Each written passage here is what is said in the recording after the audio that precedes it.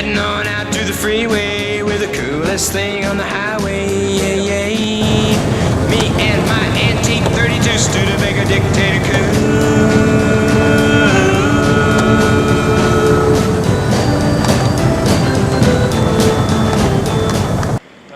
Here come the Studebakers, finally. We're right on target. Let's go, boys. Bring them up. So while the Studebakers are coming up, let me talk a little bit about the company. Studebaker was created in 1852 by the Studebaker brothers. It was a blacksmith shop, a wagon building repair facility. In 1868, they formed a manufacturing company, and by the end of the 1800s, they were the largest providers of horse-drawn vehicles in the world. They started building electric cars in 1902. In 1904, they had their first gas-powered car, and they began to merchandise Studebaker Garford gasoline vehicles thereafter. They became the exclusive distributor of EMF vehicles in 1910. By 1912, they dropped everything but Studebakers, and car production was focused in Detroit. They stopped their wagon production in 1919 to 1920. In South Bend began car production there. They had multiple small car endeavors over the years, the Erskine, the Rockney, and the Champion. They bought Pierce Arrow in 1928, sold it again in 1933 because of the Depression. Experienced severe financial difficulties, went into receivership. Harold Vance and Paul Hoffman managed their way out of receivership and became very successful thereafter. Introduced the Champion in 1939. In May 46, they were the first people to introduce a post-war car. They used to, in fact, advertise first by far with a post-war car. And it was advertised as the coming or going car because you really weren't sure which end of the car was pointing forward or not. Record sales and profits at 48 to 50, a rapid decline in the early 50s, particularly in 1954. Purchased by Packard in 1954. Curtis Wright took over in 56. Death's Door again by 1958 when they brought the Lark out, which gave them a few more good years. 1964 they concluded U.S. production, and in 1966 they concluded all-car production.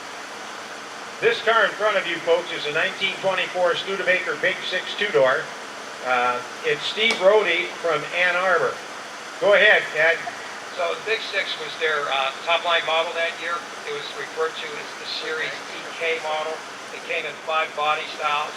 It used a 60 horsepower, 353 cubic inch 6-cylinder engine, so a very sizable engine with quite a bit of torque. It was on a 126 inch wheelbase. It was priced between $1,750 and $2,750 depending on the body style. And in terms of overall Studebaker volume that year, they were up to 110,000 and on their way to becoming a major player in the U.S. industry. You can pull it ahead, sir. Thank you for bringing it. Okay, bring them up.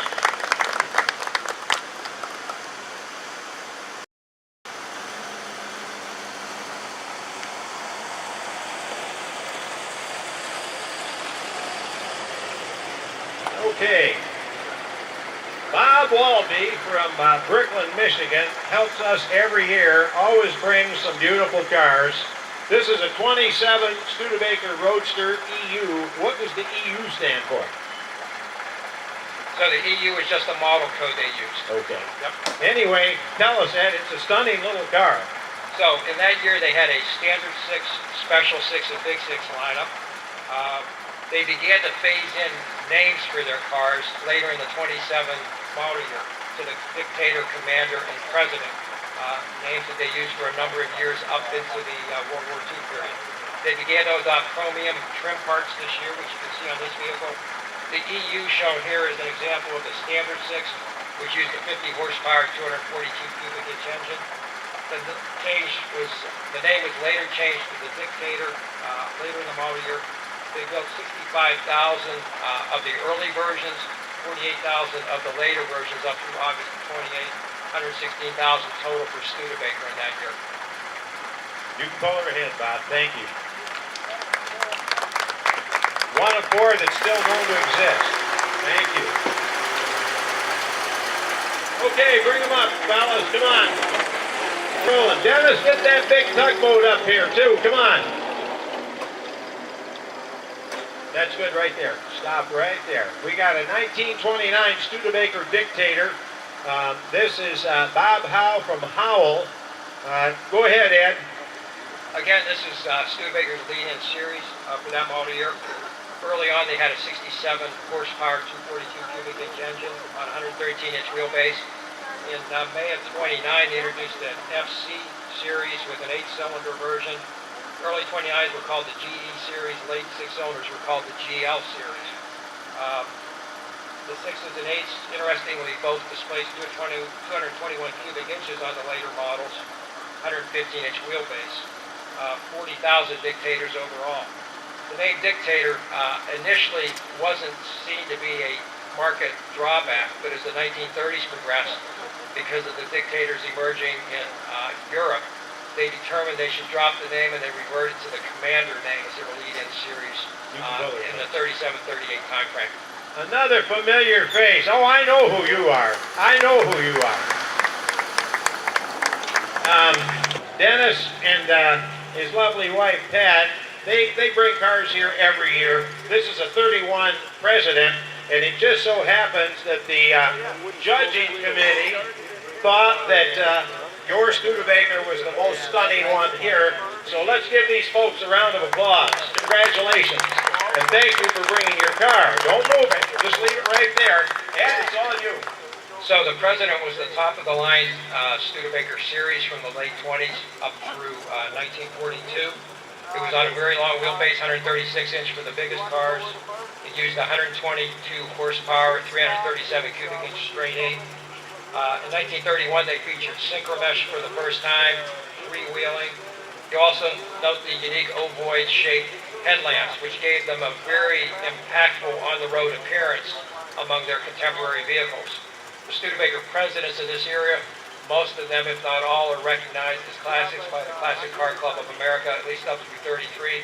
34, they began to cheapen the vehicle because of the economics of the Depression. Made the engine smaller, made the chassis smaller as well. But this particular era, it's truly a premium type vehicle for the Studebaker. Before you pull this car ahead real quickly, two things. Ed, what was the last year that Studebaker made wooden spoke wheels on Studebakers? Ed doesn't know. Okay. Oh, well, it might be that year. Dennis says 31. He's right. Wire wheels, he said, were standard 31, but they deducted $2 off the bill if you took 200 if you took wooden ones instead. Go ahead. Congratulations.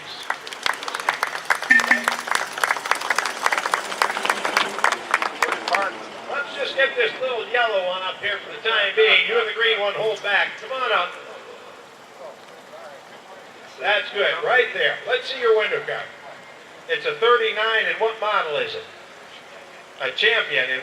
So I had mentioned earlier that Studebaker had a number of attempts at small economy cars. In 1927, they had the Erskine. In 1931, they had the Studebaker Rockney. In 1939, they said, let's give it another go. And they came out with the Champion that year. It was really oriented toward lightweight and economy of operation. It was an extremely lightweight car compared to the other big three cars, several hundred pounds lighter. It used a 78 horsepower, 164 cubic inch engine. It started production in January of 1939, so it was actually a bit late versus the rest of the Studebakers that year. But it did contribute significantly to their volume that year, as well as in 1940 and 41. And in many respects, it set the pace for how Studebaker would do their cars after the war. They made all their cars a bit smaller than competition. They were typically 4 to 5 inches narrower than most of the competition, and the Champion had pointed in that direction back in 1939. Interestingly enough, the original dealer stickers on the back bumper of this car, it says Mercedes-Benz, Studebaker, and Packard, Schwab Wagon Company, Elizabethville, Pennsylvania. Go ahead and pull her ahead, folks. Thanks for bringing it.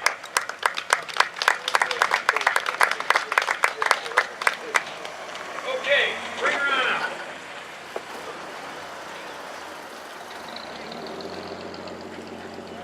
Come on, don't be shy. We're pretty friendly here. We don't hurt people. All right. 49 Studebaker. Where's your window card? Right at the side. That's the way to do it. Okay, this is a Studebaker Champion Regal Deluxe four-door sedan, and this is Gerald Mitchell from Southfield. What made it so regal? So in May of 1946, Studebaker came out with their all-new post-war car. For about 9 months, they built the old pre-war Champion until that time, and decided to come out with this all-new vehicle as a 1947 model. You can see the proportions were very different from pre-war cars and most other cars of that era, which led to the coming or going comments by many comedians at the time.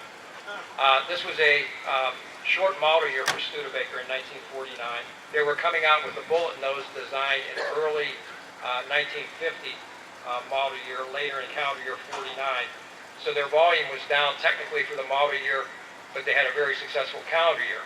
The Regal was termed their high series vehicle. They had Champion Regal, Commander Regal. The President came in a President State form. This was on an 80 horsepower engine, 112-inch wheelbase, and they sold 24,000 Champion Deluxes as part of the 49 model year. Okay, folks, you can pull her ahead. Thanks for bringing it. Let's get these two up here together, the red one and the yellow and white one both. Come on, bring them both up. Bring them both up. You two, come on. Don't be shy. Bring it up here. Oh, this thing is just gorgeous. Look at the luster of the paint. Where's your window card, sir? Bring yours right up here behind him, please. Okay, this is a 1956 Studebaker Skyhawk. This is Lev Linkler from Ann Arbor. And he's got a whole history here about the Skyhawk. Maybe I should let the historian take a look at this and authenticate its information. Well, authenticate one or the other, I guess.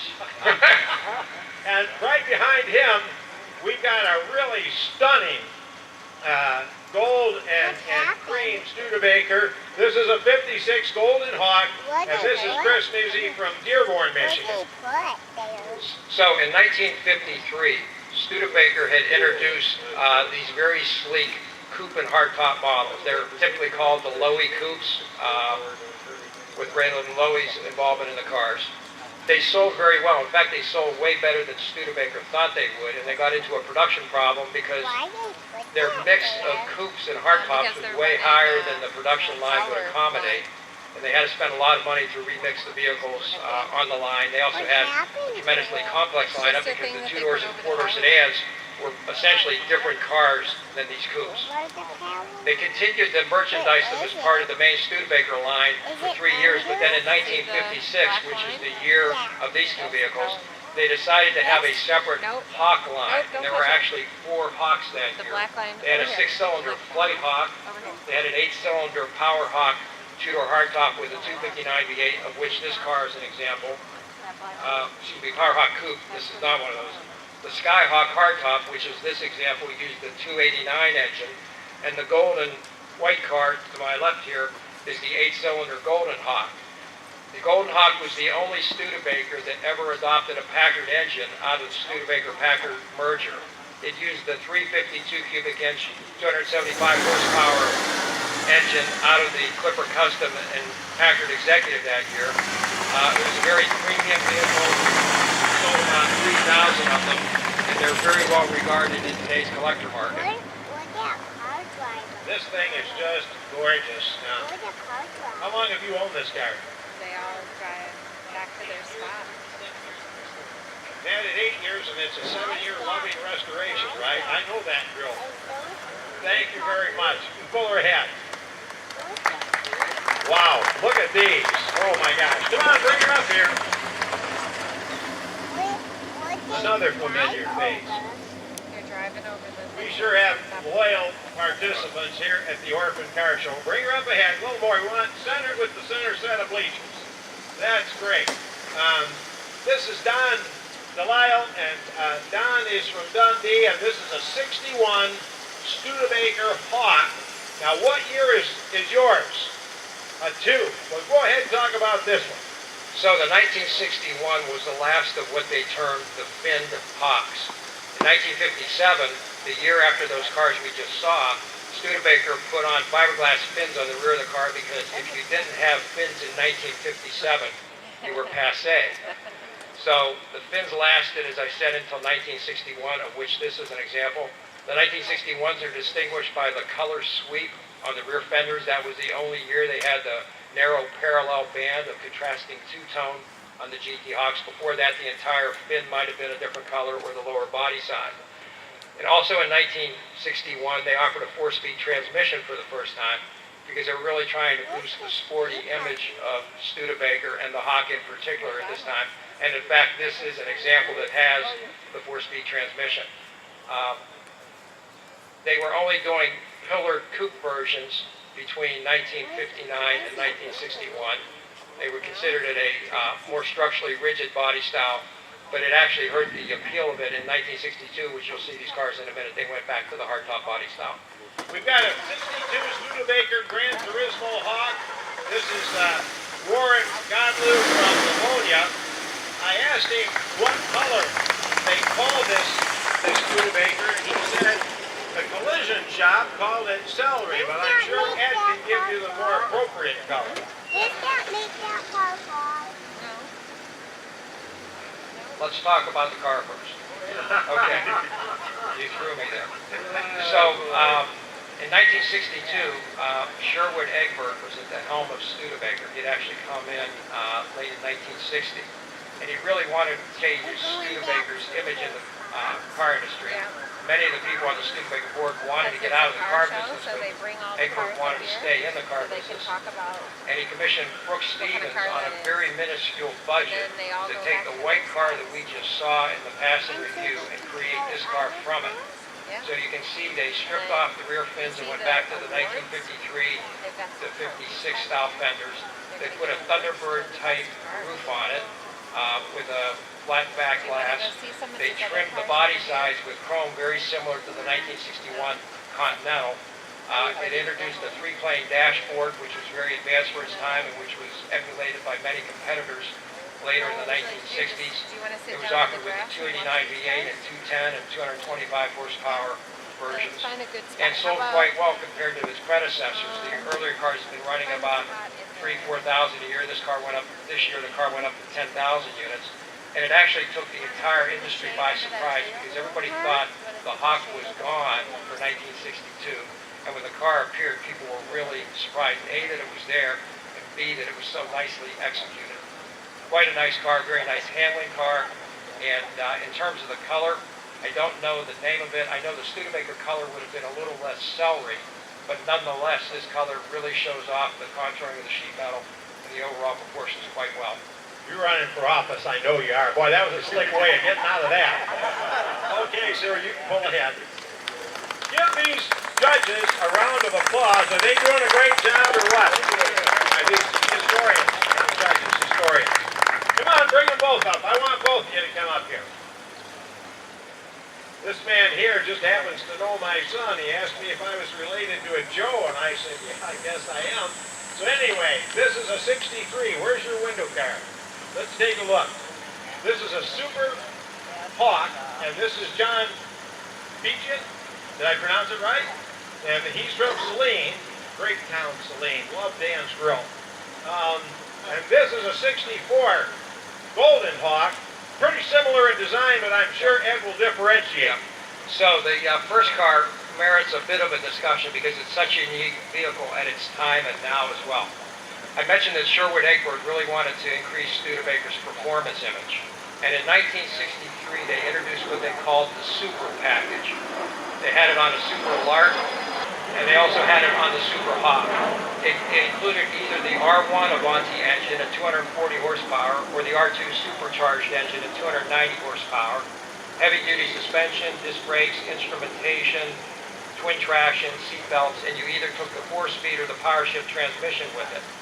The color of this car is called Super Red Metallic, and it was a color that was unique to the Super Package Studebakers in that year.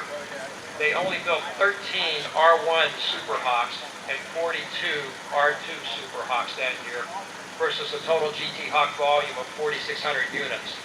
So a very unique vehicle concept, a very rare vehicle, and quite frankly, a very stunning vehicle. The second car here is the 1964 GT Hawk. From 62 to 64, Studebaker updated the exterior trim, the grille textures, both the center grille and the side grills. On the rear of the car, they eliminated the overlay on the deck lid for 1964. This is the last Hawk. They did not build any after they transferred production to Canada in December of 63. They offered an optional half vinyl roof. You can see the character line through the middle of the roof there. In 1963, many people questioned why the line was there. Brooks Stevens, who put the line in, had the idea that the forward part of the roof would be two-tone or covered with vinyl. In 1964, they actually did cover it with vinyl as an option. You could get a white or a black half vinyl top. Gary's from Milan. This is Gary Shaw. You can see he's from the back street cruisers. And all these Chevy and Ford guys, don't you think they give this poor Studebaker guy a hard way to go? But he's had it for 27 years, so he's used to it by now. Thanks, Gary, for bringing it. Let's get these Avantis up here. I think there might be a heating problem with the black one. That's why he pulled off and let her cool down a bit. Oh my, look at this. Wow. Corvettes didn't have anything on you. I'll tell you what, these cars are really, really cool cars. May I see your window card? This is a 72 Avanti 2, and this is Carol Mccutcheon.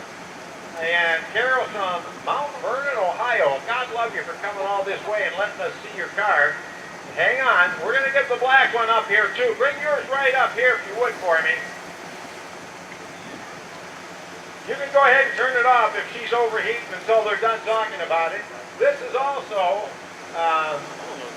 this is the first year. This is a real deal, 63 Studebaker Avanti. This is the R2 supercharged version. It's a 4-speed. And where's your window? Oh, it's owned by Conrad Zumhagen. Did I pronounce your name correctly? And he's from Ann Arbor. That's all we need, sir. I'm going to turn it over to the expert and let him tell the folks about it. So we'll start with the black car because, as Ron mentioned, it's the first of the Studebaker Avantis. Sherwood Egbert was really gung-ho, as I said, on changing Studebaker's image. And he determined in the summer of 1961 that they should have an image vehicle. And he commissioned Raymond Loewy and about 3 of Raymond Loewy's associates to go out to Palm Springs, California, closet themselves, and come up with a car concept. They did it in about 30 days. About 60 days later, they had a full-size mock-up of the vehicle. And about a year after that, they were actually putting it into early production. Unfortunately, they had production problems. They went to MFG Manufacturing in Ashtabula, Ohio. They were building body panels for Corvette out of fiberglass. Studebaker determined to do this car in fiberglass because of tooling costs. But they really weren't expert at building complete bodies. When they put the first bodies together, for example, the rear window fell through the opening because of dimensional problems. They nursed along the production there for a while, but ultimately Studebaker started building the body in-house in South Bend. But the production delays between announcing the car in April of 62 and actually having volume production in late 62, early 63, by then everybody who wanted one had decided they didn't want one. It was no longer a fresh vehicle, and Studebaker was having real marketing problems themselves at that point. So unfortunately, its early promise was never realized. Built in fiberglass, it uses the Lark X-frame from the convertible, 240 horse R1, 290 horse R2 supercharged, power shifter, 4-speed transmission, a 3-speed manual with standard. I think we'll see one of those today. The green car now is the Avanti 2. Ron, you want to hold up a second? So, after Studebaker went out of the car business in the United States and went to Canada, they did not keep the Hawk and the Avanti going. A Studebaker dealer by the name of Nate Altman in South Bend, Indiana, bought all the tooling and rights to the Avanti and to the Studebaker trucks, and in the fall of 1965 began to build Avanti 2s, which were basically the same car, with the front end raised up to accommodate a 327 cubic inch Corvette engine. The Avanti 2 in this configuration and on the Studebaker chassis was built up through 1985. They used GM powertrains. Chevy, they went from the 327 to the 350 to the 400, back to the 350, down to the 305 as the fuel economy challenges arose. They went to a GM automatic transmission around 1970. It sold about 100 to 150 units every year, minuscule, but the people that owned them loved them with a passion. They're very strong in the collector car market, and quite an eye-catching vehicle. Thank you, gentlemen. Okay. We've got a straggler. There's an Avanti behind these other two that I'm having roll up right now. Come on, Tom, get him up here. Yeah. Tell him to pull around on the grass and just come on up. History on these cars, thanks to Ed, but I'll let him talk just a little bit about this one last car. I wanted to make sure it got in with the rest of them, and this does look like an original one. You have your window sticker in the back seat, behind your passenger. That's the one I want. Bill Kruger from Midland, Michigan, and this is a 63, first year. Yeah, this is, as Ron just mentioned, the first year. Avanti had a limited color palette that year. They had two colors that, if you will, defined the Avanti that year. They had this turquoise color, Avanti turquoise, and Avanti gold. And they were very unusual colors for their time. They also offered a gray, a red, a black, and a white. Black was later phased out because of waves that were apparent in the fiberglass, and they went to the gray at that point. Had a very wide variety of interior color schemes. This is a very unusual spec car. It's very well equipped with air conditioning and several other features, but it has a 3-speed manual transmission. Not something you would expect in the vehicle. But again, a very nice example of the very first year Avanti.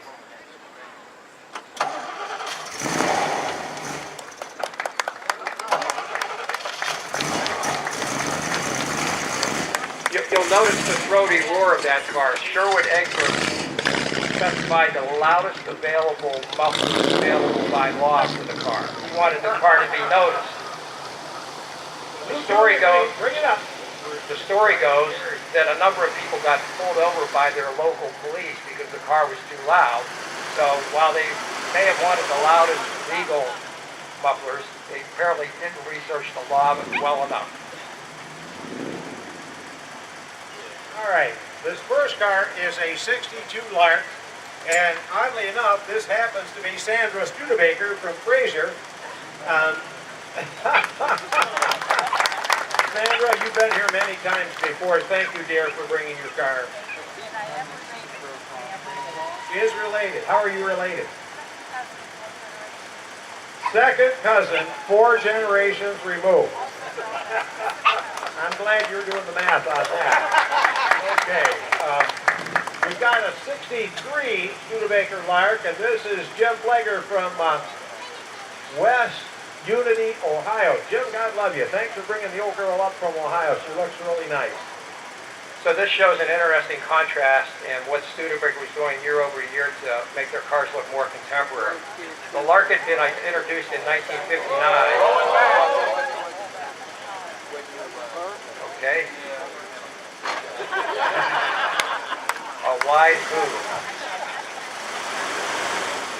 The Lark had been introduced in 1959 as a shortened 1958 champion. They took wheelbase out, overall length, front and rear, dash to axle dimensions as well.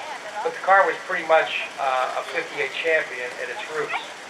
In 1962, because the market was trending back toward bigger cars again, they determined to lengthen the rear overhang of the car substantially. Brooks Stevens again did the styling on it. They also changed the contour of the roof that year on the backlight. And in 1961, they adopted a lower cowl as well. They standardized on dual quad headlamps this year across all the cars. 61, they were both single and duals.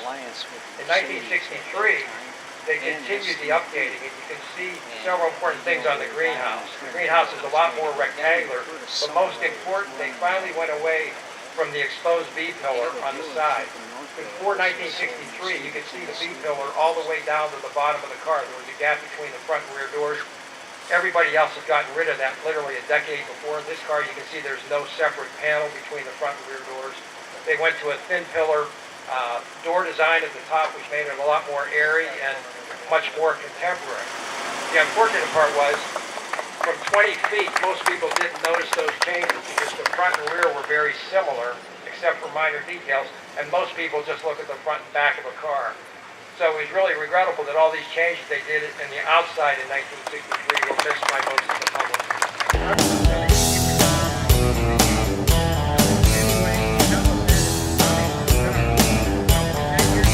An old pickup truck parked in a field, faded old paint on American steel, rusted iron frame sinking in the weeds. To my teenage eyes it was a driving dream. Grandpa Jim towed it up, got under the hood, kicked over the engine like he said he would. She wasn't real pretty, she wasn't real fast, she was all I needed, all we had. 49 Studebaker with a flathead 6, single barrel carburetor, years of fun in that old half ton. My 49 Studebaker, 49 Studebaker, 49 Studebaker. Cruising with the girls down Main Street, with a six-pack of trouble under the seat.